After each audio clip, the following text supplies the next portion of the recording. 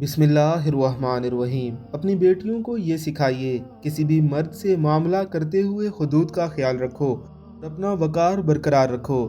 پست آواز میں آرام سے ہنسو، بلند آواز سے کہہ کے مت لگاؤ۔ عام سڑک پر اپنی سہیلیوں سے بھی مذاق مت کرو۔ راستے کے آداب کا خیال رکھو۔ لفٹ میں اجنبی مرد کے ساتھ مت چڑھو، پہلے اسے جانے دو، اس کے بعد تم چلی جاؤ۔ چھوٹی بیٹی کو دکان پر بھیجنا ہو تو چھوٹے باریک یا چست لباس میں مت بھیجو اور اسے زیادہ دیر ٹھہرنے یا دکاندار کے قریب ہونے سے منع کرو۔ سڑکوں پر کسی بھی مرد سے بات کرنے سے احتراز کرو۔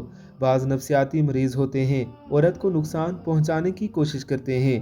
جب زمین سے کوئی چیز اٹھانے لگو یا دکان، بازار یا عام جگہ پر ہو تو رکوع کے طریقے پر مت جھکو کہ کمر سیدھی رکھ کر جھکو۔ اس طرح کھڑی ہو جاؤ تاکہ کوئی نازیبا ہیئت پیدا نہ ہو اور جسم نمایاں نہ ہو۔ دوران سفر اپنی ذاتی زندگی کی چیزیں بیان نہ کرو۔